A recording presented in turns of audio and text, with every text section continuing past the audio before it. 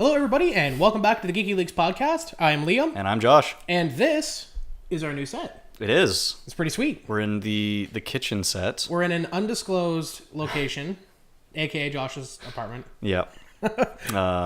Yeah, we just needed something a little bit kind of easier for us because our schedules are getting insane now that I'm back in school and he's kind of got a different work schedule now. So night shifts. Yeah, so we need to kind of make a change and make our editing a little bit easier for ourselves. So hopefully you guys like it. Plus, come on, guys. This looks nice. I think it looks good anyway. Come on. I mean, your box wall is pretty sweet, but... True. But, I don't know. you know. Maybe we'll bring some boxes over here. I don't know. We'll figure it out. Yeah. But, yeah, so this is going to be our new set for now. And I guess other than that, let's talk about the news. Mm-hmm. The news happens all the time. Jeez. All right. So, first article here is from The Verge. Apparently, somebody's been hacking into U.S. power stations. Yeah, this was yours. I don't know a lot about this, but I didn't hear about this until yesterday. But yeah, apparently, I read the article this morning and more in depth, and I kind of started looking into it a little bit more. Right. But these guys have actually been legitimately hacking power stations in the United States. They're in there. They're not using anything 0 day. Okay. So it's not like they have some super high end exploits or anything that they're trying to take advantage of. Right. So it's all normal stuff. They're just doing sophisticated phishing stuff via emails. They did apparently this thing with this New Year's event invite where they kind of got some people. They got some people in there. They're on a fishing from trip. That. But yeah, they have apparently full access, or not full access, but they have some access to some computers. This article was saying, where is it here? Yeah, they have a list from Symantec. Found screen captures from targeted computers cataloged by organization and device name. Okay. Often including the phrase, it was what is it? CNTRL. Yeah. So short form for control. Control, yeah. So they're just making the assumption that they essentially would have control of those computers that are marked that way. Right. Which I don't see why they would be labeled as control if they weren't. So I don't know. Kind of sketchy, man. That's not good. Yeah, it's not great. That's not good. This has been going on for a while too. So. Yeah. Ugh. And what did they say? It started back in 2015 sometime? The campaign's been active in some form since 2011. Oh, wow. So it's called Dragonfly, if you guys want to look this up. Apparently it's a known thing. They say 20 power stations in the United States and elsewhere are potentially... Great. Vulnerable. Yeah. Great. Oh. Yeah, that's pretty bad. Well, speaking of something else that might... I don't know if it's bad, per se. I guess that might not be the right term, but interesting anyway. I mean... Depends on who you are. Depends this on might your be opinion, horrible for you. But apparently Apple might be getting rid of the home button. Yep. Now, I just want to say, not to be rude to CNET, but I don't know if they would, when they say get rid of it, okay, they might get rid of a physical button, but, are they going to replace it with something under the screen? Yeah. Are they going to replace it with something on the back? Are they going to just use, facial recognition or iris scanning or something? Who knows? True. But the physical button on the front of the phone apparently might be going. And that's rumored as of right now. I don't know where it was rumored from at the moment. I'm sure you could find that, but I've seen rumors talking about Apple getting rid of the home button for a while now. This has been kind of cropping up here and there. And in this article, they also touch on I think Apple's been trying to go for that way for a while because they basically they now the home button right now has no travel, right? Yeah, well, so it's not even an actual button anymore. That's what I mean. So it's just kind of it just because you have to feedback anyway. Yeah. So I think this article is correct in thinking that they were trying to push people in that direction anyway. Yeah. So it wouldn't be surprising to me, definitely, especially because they even say Android phones have been doing this for a long time, which is absolutely true. Yeah, and I mean honestly, the iPhones are nice, but frankly, Apple needs a real design overhaul. Yeah. If they want to really stay competitive in terms of design and stuff, I think. I mean, they've been basically pushing the boundaries of the same design for a while. Yeah, I mean, they've definitely refined it a lot. Oh, and they've made it a lot better. But I mean, realistically, other than the haptic feedback and the button, essentially it's the same design from really day one. Yeah, it's just kind of refined and bigger and better screen and all essentially. But it's essentially. Do they even still have the little dial switch for the hold button? I don't even know that. No, okay, I guess I think that's gone. That's gone. I remember that. That was actually true. That was pretty funny. So I mean, some things have changed quite a bit, but essentially, in terms of the basic design, from the front, it's an iPhone's an iPhone. Man, iPhone 4S days. Yeah, exactly. Yeah. iPhone 4S guys. I know people that still rep iPhone 4Ss, man. They're legit. I think they're only 1 or 2 software updates behind. They're not even that. I guess that's the best thing about iOS is you actually get the latest version. Sometimes it's good, sometimes it's bad, I guess, but majority of the time it's a good thing. Yeah. So. I guess for this, apparently they're going to be debuting. Yeah, they're going to unveil their new high-end iPhone on September 12th. So we'll see. So in 5 days, you should see Or 3 days. 3 days. 3 days from when you watch this. Yes. We film in the past. 3 days from when you watch this, you'll be able to find out what the iPhone 8 is going to be all about. So, yeah. Hold on, is that? Oh, it's Tuesday. I was going to say, is that Monday? No, it's Tuesday. No, yeah. I don't know days. It's fine. Yeah. So what else we got here? So yeah, SpaceX just launched the mysterious space plane. This was done, I think they were trying to get this done right before the hurricane was passing by or something like that. I don't know for sure the whole story with that, but there's some footage of it here in the TechCrunch article. Yeah. It's pretty sweet. It's basically kind of like a GIF, but... Yeah, there's a little GIF there. It just looks epic, of man. the launch, but yeah. Rocket launches are so epic every time. SpaceX, man. Like, they're killing it. Elon Musk. Like, what a monster. So they launched it with Falcon 9, big shocker. Falcon 9's like their go-to workhorse right now. It was done from the Cape Canaveral Air Force, SpaceX's landing pad. Makes sense. They're not like renting out any other facilities for it. Yep. The one cool thing is that this plane is the first uncrewed plane for the U.S. So there's no actual crew in it.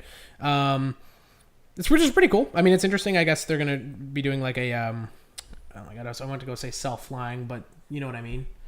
Computer controlled, I guess, kind of thing with it. That's where everything's moving to. The less people we can put at risk in space, the better, obviously. Yeah, exactly. So, also, it says here they planned on recovering the first stage booster, which they successfully did before Hurricane Irma. Oh, okay. So they were trying to launch and recover it before Hurricane Irma. Oh, okay. And they actually were able to do that. So sweet. Yeah, good on Elon Musk and good on SpaceX. Yep, getting it done, man. It's really cool. Speaking of something that's not as cool and more sad, unfortunately. So you guys remember the 6700K and the 6600K? Good old Skylake? Yep. Well, that's all you're going to be able to do nowadays is remember them because they're end of life. Yep. Now, which is insane to think about. Which is intense. Now, to be fair, you still have until March 30th of next year to place your final orders for them if you're like a retailer and stuff like that. Sure. So like you're still going to be able to buy them all through next year. Okay. Just like next year is going to be the last year where you can actually buy them or anything like Intel's not selling them anymore. Intel's basically put the hard cutoff date March 30th, 2018. Yeah. So that's going to be the last day you're going to actually be able to like place orders and stuff for them. Yeah. So basically it's whatever stock is left between now and then pretty much. Makes sense. Yeah, they're definitely not manufacturing anymore, that's for sure. No. I'm sure they have a lot stockpiled, but yeah. Yeah. I mean, other than that, they're focusing on Kaby Lake, which is soon to be replaced by Cannon Lake. Yep. So we'll see. I mean, honestly, I think when Cannon Lake comes out, everybody's going to forget about Kaby Lake pretty quick anyway. Exactly. Because, I mean... it's just going to get destroyed. Having a 6-core in the mainstream is really what we need. Exactly. So... and, like, AMD already knows that and have done it, so... Yeah. AMD knows what's up. Speaking of AMD, actually, haha... so AMD, this is kind of something we sort of already could figure out. Yeah, Yeah, but AMD came out and said Ryzen was worst case scenario. So they did an interview with Joker Productions, another YouTube channel. Really cool, actually. You guys should check them out. But they talk a little bit about just kind of the future of Zen, where they're going, what their plans are, which is pretty cool. AMD kind of already told us that Zen 2 is going to be on 7 nanometer. They didn't say exactly when it's coming out, and they still haven't said like an exact date. Yeah. But what they did come out and say was, 2017 was a great year for us, and 2018 is supposed to be even bigger. Yep. So I'm assuming they're talking probably towards the end of the year, but I would expect probably half to 2018, maybe. Yeah, like Q3. Maybe Q4, but I think optimistic would be Q3. But yep. So if we see it in Q3, that'd be fucking sweet. Stick it to Intel a little bit more. Yep, that would be awesome. They're talking about like. They explicitly said like they know exactly how they're going to increase ICP already. Cool. Or ICP. They know how they're going to increase instructions per clock already. So they have some tweaks they're going to do for that. They also expect increased clock speed on top of that. Okay. Now they don't say how much, but I mean, hey, let's say it's 200-300 megahertz plus some IPC. Even better. That's a decent little upgrade. Yep. And they're already doing okay. And they're already doing great. They're already.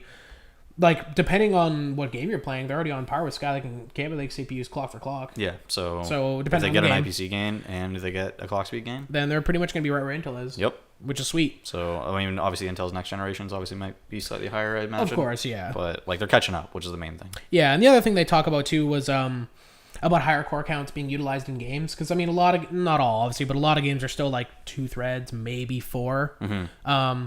But they talk about, like, working with developers. Like, they've done stuff with Dota. They've done stuff with Tomb Raider, and some other games as well.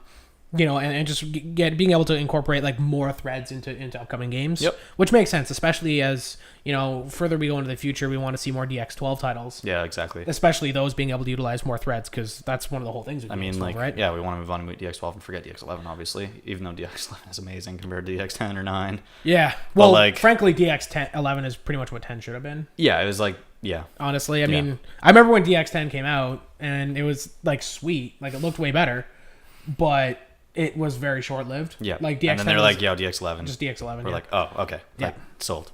Yeah. And it was funny because basically Windows Vista came out and it was like, yo, DX10. And then like literally like 2 years later, they're like, yo, like DX11 and Windows 7. So. And then, on top of DX11, you get Windows 7. Yeah. Which is already a massive improvement from Windows Vista. Yeah. Like, Jesus. So, yeah, that was just kind of cool. They talk a little bit more, about stuff and more so in the article. There's also, they have the video posted here from Joker in the article, which is kind of cool. Yeah, and it's funny too. The other thing they talk about that was interesting, I thought, was they talk about Threadripper, how it wasn't originally like part of their plan at all. Yeah, and then it was like a mistake, basically. Well, not a mistake. It was like we had some like spare time. So we're just like, whatever. Let's make this like Beast CPU. Because I think what their plan was, they were going to make Ryzen, and then they were going to make Epic, like the server stuff. Right. Yeah. And then they were like, yo, like why don't we just make an HEDT platform? Screw it. And then that'll be Beast. We'll just wreck Intel there too. But yeah, so I didn't even know that. Like Threadripper wasn't even originally a thing, and then they ended up just kind of doing it. Yeah, which is cool. But yeah, that was kind of cool. Check out the video if you want like all the details, the full interview and everything. But yeah. Anyway, I guess we could have kind of tied this in with our iPhone stuff, but whatever. Apparently, Google is thinking about buying HTC's mobile business, which would be sweet. Which is cool, but kind of weird and unexpected. We know that Google's partnered with HTC before. Right now, HTC is rumored to be making the Pixel 2, not the Pixel 2 XL, interestingly. But just the regular. That's usually what Google does, though. They usually split it out. It's one, two different phones from two different manufacturers. Yeah.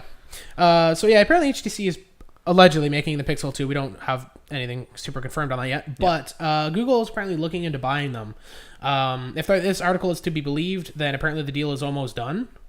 We'll see. This could be interesting because if Google actually buys a cell phone manufacturer. Yes, they still don't make their own chips and stuff, but this would at least give them full control over a lot more of the hardware. Like they could actually build the phone themselves. Exactly. Yeah. Even though they're not sourcing their own, they are sourcing their own hardware at that point. It's just like they're not building the chip, let's say, but they're gonna actually be able to put the chip in the phone and make the phone the design that they want. Yeah, and they're gonna have their own manufacturing facilities and stuff now. Exactly. Because HTC has access to that. Whereas right now they're like, hey, you guys, we'll contract you out. You just make us this phone with this type of specs. Yeah. And they're like, okay, and then they build a design, and then I'm sure they go through an approval process and all that other stuff. Yeah. Now it's just going to be like, we want this phone, build it, which is sweet. Well, if this happens. Mm-hmm. It says here in the article, too, that, I guess HTC is, super hurting right now, kind of. Oh, yeah, they are. The revenue's at their lowest in 13 years, according to this article. Mm-hmm. Sales decreased 51%, from the previous month. And then year over year it was 40 or 54%. That's insane. Yeah, HTC's in a rough spot right now. And even more so, the last thing now, to be fair, this was originally from the Commercial Times, who actually had no source for this. So for all I know, this is not even a thing. True. But it'd be interesting if it was. But the only thing that really sucks about this, if anything, for HTC is as soon as this went public, HTC shares dropped by another 8%. Yep. Which sucks. So it even hurts them even harder. That really sucks. So it puts them even more in potential to actually get bought out. Well, yeah, I was going to say, hopefully it's actually true and they can get bought by Google and maybe we get some sweet new phones out of it. Mm-hmm. But yeah, HTC, man, that sucks. They used to be huge, man. I hope they can just pull around, and because I actually kind of like how Google does the contracting a little bit. Because then, if HTC's not around, then we don't see any HTC phones, period. We'll just see Google phones. Yeah. Whereas right now we see HTC top-end flagships, and we see Google top-end flagships. Yeah. So, we'd basically still lose out on a manufacturer, which is kind of unfortunate. True. Unless we start to see more Google phones, which might be interesting. That would be interesting. But maybe some low-end and some high-end. That'd be cool. Yeah. I would not mind. Literally, if it was just cheaper hardware. Yeah. But the Pixel experience. So if it was maybe they brought back the Nexus. I would. Maybe the Nexus is the cheap phone and the Pixel is the premium one or something like that. Okay. Yeah. I don't know. One thing I think that would be amazing, straight up, if they take that, the old M8 design with the front-facing speakers. Yeah. Take that and combine it with the G4 design. Wrecked. That would be my favorite phone ever. Yeah, fair. That could be really interesting. The best phone. Well, I guess we'll have to wait and see. Yeah, could be interesting though. And our last thing for this week, as always, is going to be something gaming related because so brutal. It has to be gaming related, and it's about one of my favorite games ever, which is Resident Evil. Yep. Or one of my favorite series ever, anyway. So Resident Evil 7 Gold Edition drops for the holidays. Resident Evil 7. Wait, no, wait. Resident Evil 007 GoldenEye. They combine the games. Yeah. It's like a crappy modded Resident Evil 7 based in like somehow James Bond universe. No, it's literally just GoldenEye 007 with Resident Evil characters. Oh, okay, that would kind of make sense. That'd be like sweet. the OG game with like now it's got zombies and stuff. Yeah, that'd be sweet. That'd be kind of trippy. Anyway, actually. but So yeah, Gold Edition drops for the holidays, which will be sweet. Apparently there's going to be 2 new DLC packs as well with that, so that'll be interesting. One of them you get to play as Chris, so that's sweet. Chris Redfield. That's pretty sweet. I don't know if that means anything to anybody out there, but Chris Redfield's a badass. If you know the things, then you know who he is. Yeah. So it could be pretty. And apparently the Chris Redfield DLC is going to be free because it was originally supposed to come out in April, but they delayed it. Okay. And as like our bad for it being late, they're giving that one away. Cool. So like even if you don't have the season's pass, like you should be able to just get it. And then so that's cool. Apparently the new titles for the new DLC packs are also called Not a Hero, and the other one's called End of Zoe, and I think Zoe's one of the main characters in the end. Yeah. And Not a Hero, that's the Chris Redfield one. That's the one that's going to be free. Okay, cool. Sweet. That makes sense. Not a Hero. Mm-hmm. Yeah. So that should be pretty cool. I'm stoked for that. I like as soon as that's actually makes me want to wait even more. As soon as this game goes on sale for like the Black Friday Steam sale or something, I am buying the shit out of this. I'm just putting that out there right now. But so that is all we have for this week, guys. Thank you very much for watching. As always, like the video if you liked it. Definitely share it somewhere. I don't know where. Share it to the places. Share it to Reddit or Facebook or I don't know. Share it somewhere. Thanks for watching. As always, we will see you next week.